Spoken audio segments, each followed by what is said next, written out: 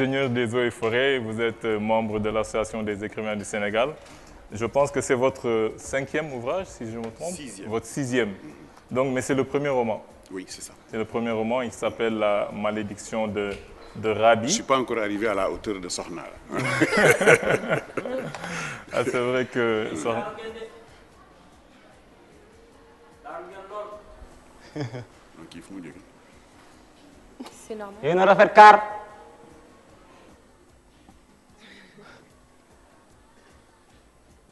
la femme c'est les 4 opérations l'addition des problèmes,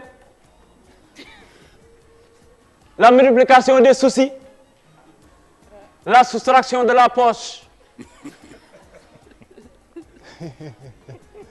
la division des parents et des amis.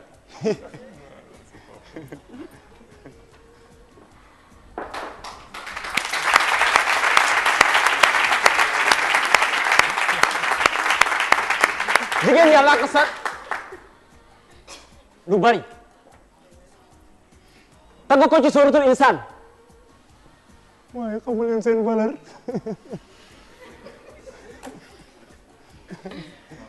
xamu leen seen valeur jinne yi li leen yàlla tagge woon ba tey ñu ngi ci rawatina mbelentaan yi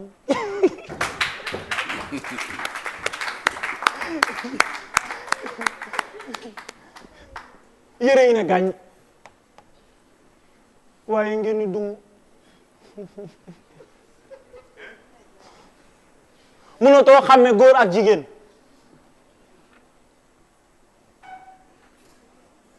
jigéen ñi solu ba nduru ay góor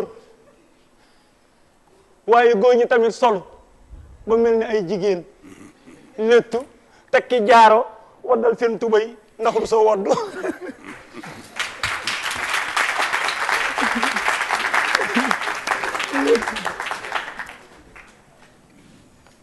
balaa maa dee ngeen teg greffage ba mel ni ay ginaar mbaa copine poosé ay wee teg xef daal di lanti seen i gët nga yaakaar ni yow naa la jaawale ak tubaab moo na ma France te mosoo leen dem France tubaab bii ngay roy yaa ko jàngal civilisation loo koy royee vous parlez de viol ah de pédophilie gars yi di saay-saayee xale yi ñu bañ ko wax ah non li ci gën a rëy nag xam ngeen lan naa la boole naa la boole naa la boole mooy baay bi nga xam ne day tëddee doomam inserce dañu war a def campagne nationale daal di lutter contre ces fléaux mu yëg saay-saay baa ngi nee saay-saay nga doon saay-saay nga rek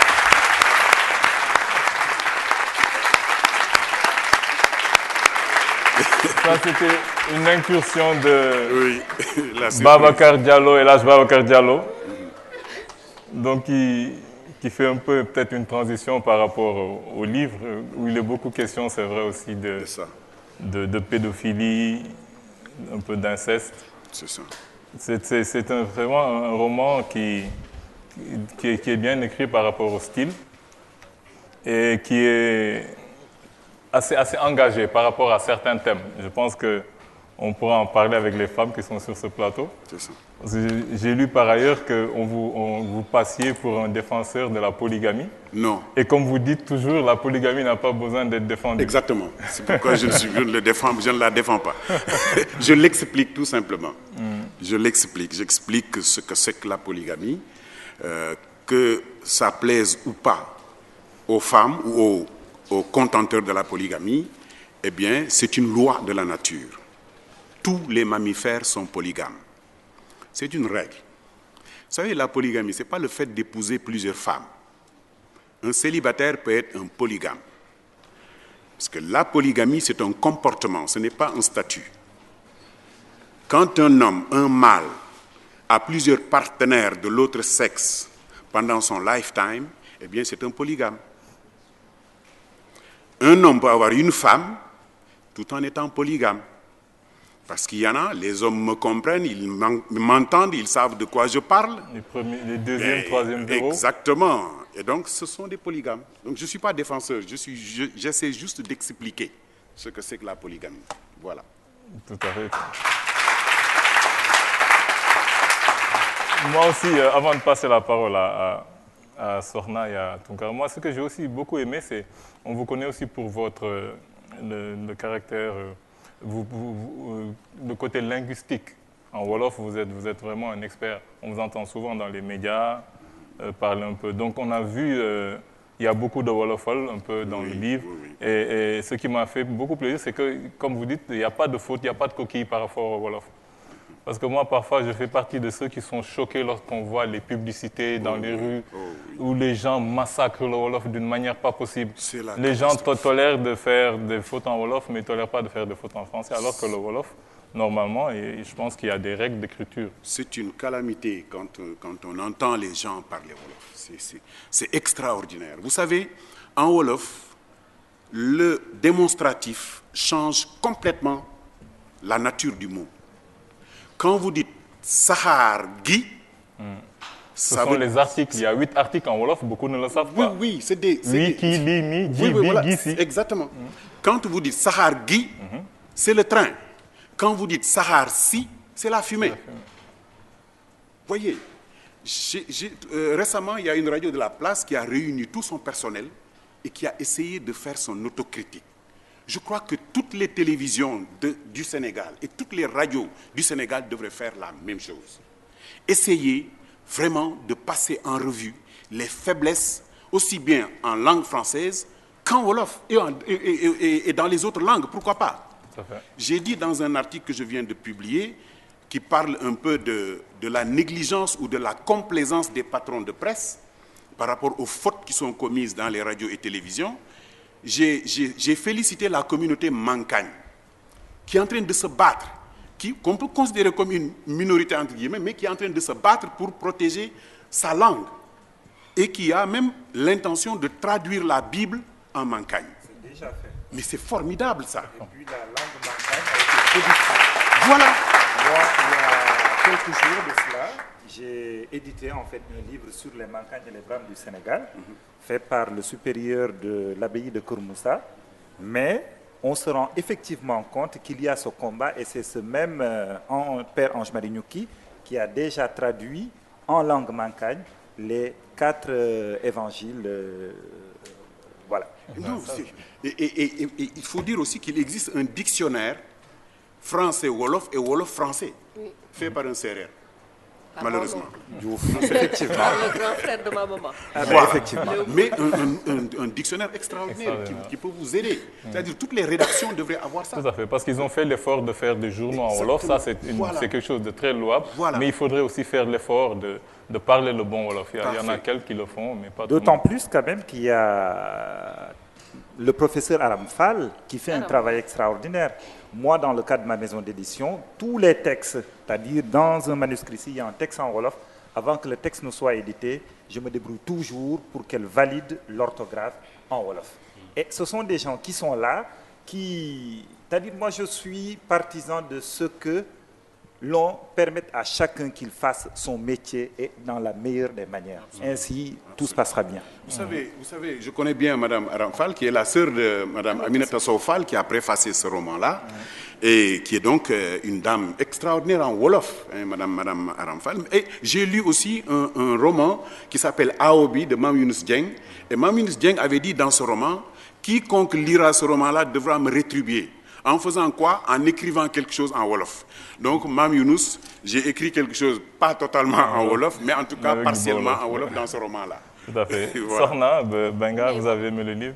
Je pense qu'on ne peut pas être avec Momar Gueye, effleurer la notion de polygamie et repartir tranquillement chez soi.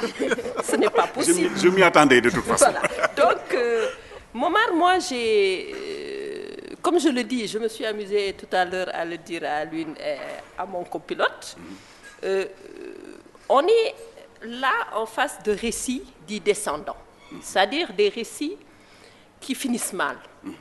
Je ne sais pas si c'est une nouvelle mode, parce qu'il y a quand même des courants littéraires qui se dégagent. Et là, j'ai été... la malédiction de Rabi, j'ai été frappée par par toutes les... Comment on appelle ça encore? Par toutes les manifestations de cette malédiction. Parce que Momar parle de l'excision, parle d'une floraison de thèmes qui, en fait, concernent le peuple que nous sommes, ce que nous vivons tous les jours, le viol, parce qu'on en parle beaucoup, le viol, la pédophilie. Et en fait, je me suis posé la question et je vois cette Rabi qui a normalement tout pour être heureuse et qui, par la faute de sa mère, entre guillemets, et pour, entre autres, se retrouve poursuivie par une malédiction. Mais pour revenir à cette polygamie, c'est quand j'écoute le discours de Serigne Yamar, qui parle de la notion de justice dans la polygamie. Je vais demander à l'auteur qu'est-ce qu'il en pense. Oui. Ça, j'y tiens. Et deuxièmement, Serigne Yamar qui dit plus ou moins que la polygamie serait un paravent contre les déviances sexuelles que nous vivons à l'heure actuelle. Donc moi, j'ai envie de demander à l'auteur quand même, quelle est la position de... Est-ce que l'auteur pense comme Serigne Yamar ou l'auteur pense autrement? Mais tout ce qu'il en est, c'est que ce qui est important, c'est de savoir la position de Momar sur cela. Parce que j'ai bien envie d'entendre la position de Momar sur la polygamie. Et voilà, en attendant qu'on puisse passer à d'autres thèmes dans le roman, parce qu'il y a quand même une floraison de thèmes. Oui, Sokhna, moi je crois que ce que j'ai essayé d'expliquer, vous savez, je suis un homme issu d'un ménage polygame. Mon père avait 4 épouses. Il est venu de Louga, il est allé à Saint-Louis, il a épousé là-bas 3 Saint-Louisiennes. Et vous savez, à Saint-Louis, on ne donne pas à n'importe qui une Saint-Louisienne. Bon, elle et lui, il était marabout, très connu là-bas, et par la force des choses, il a eu... Et ma mère était la 4e. Elle était très jeune. Mon père pouvait presque être son grand-père. Mais elle a accepté d'être avec lui. Et une fois, j'étais à Saint-Louis, et l'imam Ratib El Haj Abdul Majid Diop, qui était dans un mariage que je devais présider, a dit, en tout cas, ce que je peux dire de ta mère, c'est que quand elle est venue à Saint-Louis, elle était très jeune. Et toutes les tentations étaient autour d'elle.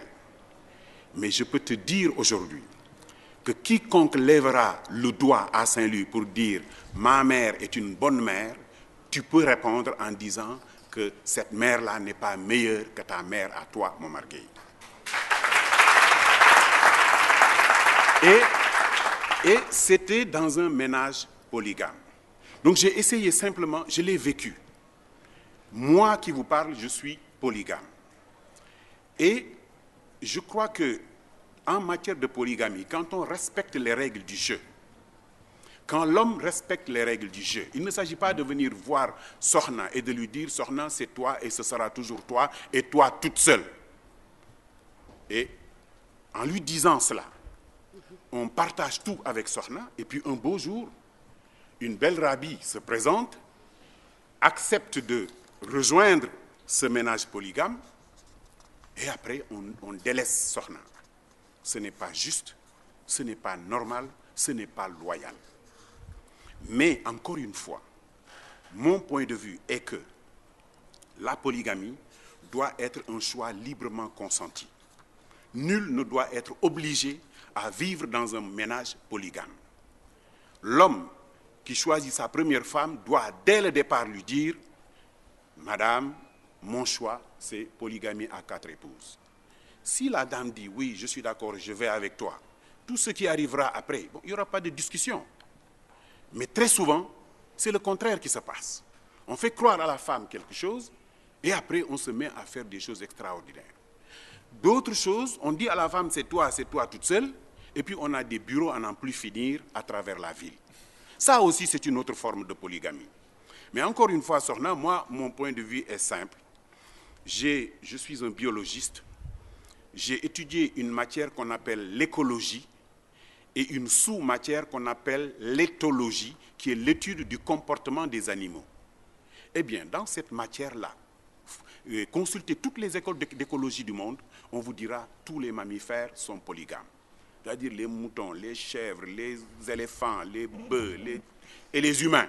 Parce que souvent les gens disent « Ah non, nous on n'est pas des mammifères ». Si. Un mammifère, c'est quoi? C'est un animal qui allaite ses petits. Tous les animaux qui allaitent leurs petits sont des mammifères. Et donc, voilà un comportement humain normal. Maintenant, le mariage, c'est une invention humaine. C'est une organisation humaine. Ce n'est pas ça qu'on appelle la polygamie. C'est un comportement. Et aujourd'hui, essayez de trouver un homme qui, de 7 à 97 ans, n'a eu qu'un partenaire dans sa vie. Vous allez être très, très, très surpris. On peut faire un sondage dans la salle pour qu'ils puissent lever leur... Vous avez vu qu'après la Première Guerre mondiale, en Angleterre, on avait fait voter une loi en faveur de la polygamie. Oui, c'est ce que j'ai... Effectivement, parce qu'à un moment donné, dans certains pays... Parce qu'il y avait un déséquilibre entre les hommes et les femmes. Oui, les gens ont peur.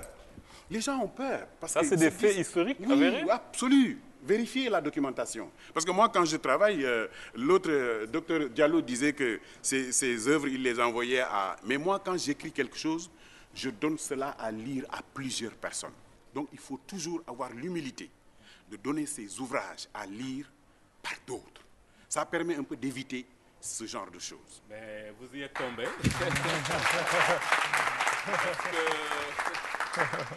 Moi, je trouve que c'est un bel ouvrage que j'ai lu de la première à la dernière page. Je n'ai pas lu en diagonale. Je trouvais que le livre est bien écrit. Et il est facilement... On peut le digérer facilement. C'est pas compliqué. Alors, par rapport à la forme maintenant, vous avez parlé de 7 coquilles que vous avez relevées. Moi, j'en ai relevé 4. C'est ça, moi 7. Moi, j'en ai relevé 4. 3 de moins que vous. À la page 11, page 43, page 11, là, c'est juste la note de bas de page. Ah oui, d'accord. Vous mettez, pour Meulfeu, par exemple, vous avez mis Meulfeu, après virgule et point. Bon. Ah oui, oui. Ouais, d'accord. C'est vrai. À la page 43, par exemple... A2. A2, oui. Vous avez déjà vu ça? Oui. À la page 97? Oui, inexplicable, il n'y a pas E à la fin. Voilà. Vous avez déjà... Oui, oui. On a vu. On a signalé ça déjà. Très bien. Oui, oui. Alors, maintenant, à la page 76. 76, oui. La page 76, vous parlez de la Tamkharit. Oui. Ok, deuxième paragraphe, troisième phrase. Donc, vous dites que c'est moi qui flambais la tête et les pattes du mouton de Tabaski, lesquels étaient destinés au couscous qui serait préparé la veille du premier jour de l'an musulman au Tamkharit. Tamkharit, ce n'est pas le premier jour de l'an musulman. C'est quoi? Beaucoup de gens, Tamkharit, c'est le 10e jour du nouvel an musulman. Oui. Donc là, si vous m'aviez donné à relire, vous auriez trouvé ça. J'aurais trouvé ça. Alors, hormis ça, hein, vraiment, c'est qualitatif hein, d'un point de vue purement formel, sur la forme. Sauf que, pour ce qui est du titre, vous dites la malédiction de Rabi, mais moi, cet ouvrage, je l'ai lu et j'ai vu des malédictions, des gens qui sont maudits. Plein d'individus maudits. Il n'y a pas que comme Rabi. maudit. Comme maudit. Le violeur. Maudit et maudit. La tante Dior, la Yaï Dior, elle est maudite. Mafal est maudit. Même les footballeurs sont maudits. Hein. Les politiciens sont maudits. Oui. Le muezzin est maudit parce que le muezzin a la voix d'un âne qui braie, qui fait fuir les fidèles. Et je ne sais pas si vous appelez les muezzins qui doivent aller à la retraite. On devrait créer la retraite pour les muezzins parce que certains d'entre eux mériteraient la retraite. Quand ils font fuir les fidèles, oui, je suis parfaitement d'accord. Oui. Sauf que généralement on est muezzin après la retraite. On est muezzin après la retraite. Ça c'est très vrai. Donc je vois qu'il y a plusieurs malédictions dans l'ouvrage. Et j'ai quelques problèmes par rapport à la fiction elle-même.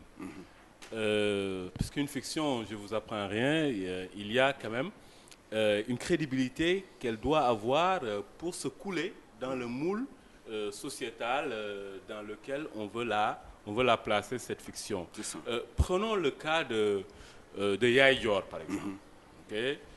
C'est une dame qui est méchante, et du tac au tac, elle devient complètement folle. Je trouve qu'aucune Saint-Louisienne ne se retrouverait dans Yaye Dior. Vous croyez? Parce que elle est méchante de façon maladive. Et sa méchanceté, le déclencheur même de sa méchanceté, me pose problème. Elle devient tout à coup méchante, elle choisit Rabi, et tout d'un coup, parce que le boutiquier, le Mour, a fait des compliments à Rabi contre ses cousines, et Yaye Dior devient folle. Et moi, je trouve que la fiction, à ce niveau-là, est très peu crédible. Les Saint-Louisiennes ne vont pas se retrouver dans une femme méchante qui martyrise une fille qui est pédophile, qui fait des attouchements à cette jeune fille. Je trouve qu'à ce niveau-là, il y a un problème de crédibilité. Par exemple, il y a un déroulement parfait quand Rabi, le soir de la nuit de ses noces, elle fugue, elle est prise par une voiture qui passait, qui la débarque à Soumbédioune. Comme elle vient à Dakar, on voit qu'il y a une chronologie très très logique. Mais par rapport à Yaye Dior, moi j'ai un problème à ce On va laisser répondre parce qu'on est un peu rattrapé par le temps. Oui. Vous savez, j'aurais été très déçu aujourd'hui si M. Tounkara est Sokhna et tout le monde dit « Ah oui, c'est bien, bon, elle est rentrée à la maison. » Non, franchement. Non, je pense que vous avez raison. Mais vous savez, la fiction, c'est la fiction. Mais elle doit être crédible quand même. Non, attendez. Parce que pour moi, quand j'invente quelque chose, quand je fais travailler mon esprit, vous, dans votre entendement, vous estimez qu'aucune Saint-Louisienne ne peut être comme ça. Moi, je pense tout à fait le contraire. Et je suis Saint-Louisien. Vous avez des exemples? Je vous assure, je suis né à Saint-Louis, je sais de quoi je parle et on en reparlera après. Ah non, allez-y, là, non. Les téléspectateurs veulent savoir. Non, malheureusement. Aussi méchants non, non, vous savez, dans ce genre de situation, quand vous écrivez, il faut toujours éviter que quelqu'un se dise « Ah, certainement, il parle de moi » ou il parle de telle personne. J'essaie toujours de brouiller les cartes.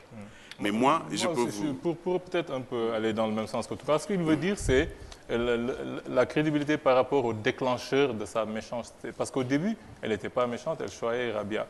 Mais juste parce qu'un boutiquier a fait un compliment mal placé. Donc elle est passée vraiment d'un extrême à un autre. Peut-être on en parlait tout à l'heure, si le déclencheur avait été peut-être son viol par son frère, et qu'elle ait pris parti, et qu'elle ait dit vraiment, peut-être que je ne crois pas trop que Rabia... Là, ça aurait été un excellent déclencheur par rapport à... Vous savez, ce qui peut déclencher un court-circuit chez un être humain, ça peut être une pièce de 100 francs. On a vu des gens assassiner d'autres personnes pour une pièce de 100 francs. C'est-à-dire la personne disjoncte. C'est un cas de disjonction. Rien du tout. Combien de fois vous avez vu des meurtres pour rien du tout? Eh bien, dans ce cas de figure également, c'était une jalousie cachée au niveau de Yaye Dior, qu'elle essayait de contenir. Et même dans le roman... Oui, c'est ça. Non, parce que depuis que sa mère est arrivée, elle a dit, bon, si elle se comporte comme ceci, ce sera ça, sinon ce sera ceci. Eh bien, elle a dû simplement se défouler, à exploser sur la petite Rabi, qui n'y était pour rien, et donc elle a disjoncté tout simplement. Donc vous voulez dire que les mariages polygames sont dangereux? Non. En ce sens que cette jalousie maladive est toujours cachée et peut survenir avec un déclencheur X. Tout dépend du gestionnaire de la polygamie. Qui est le gestionnaires, voilà. Vous savez, il y a des gestionnaires qui sont maladroits, qui ne commettent que des erreurs, qui oublient la valeur de la femme. Vous savez, l'autre jour, j'intervenais dans une émission. En Wolof, on dit « Jigen, ni wen yi sege, la khal mi sege ». Et il y a beaucoup de femmes qui n'aiment pas ça. Mais en réalité, ce n'est pas pour minimiser la femme. Ce n'est pas pour négliger la femme. C'est simplement un appel à une sympathie en disant « Il faut lui pardonner, il faut la protéger, il faut l'aider, il faut la comprendre ». ce n'est pas un acte de minimisation de la femme. C'est ce qui se dit en Wolof. Mais dans toutes les sociétés Wolof, da ngay xuloog jigéen ñi ñu ne la waaye bàyyi ko yow tam baal ko jigéen moom ni xol mi ça c'est une façon de te calmer toi pour te faire croire que tu domines tout le monde alors que tu ne domines rien du tout. Sur la polygamie, par exemple. Sur la polygamie, vraiment, je voulais pas vous interrompre, mais je pense qu'on a été vraiment rattrapé par... Oui, parce que c'est passionnant, on pourrait... Sur la polygamie, sur ce dossier-là... Oui, Alun, s'il te plaît. Sur la polygamie, Moumar Gueye, vous faites l'apologie de la polygamie. Non. J'explique la polygamie. Bon, vous expliquez je n'appelle pas les gens à la polygamie. Non, je n'en ai pas besoin. Vous l'êtes, moi je le suis. On me fait signe, vraiment là, il faut que j'interrompe. Vraiment, il faut, ton courage, je vais interrompre. Parce que là, on me fait signe, vraiment qu'on a été vraiment rattrapé par le temps. Je remercie. Vous allez rester avec nous.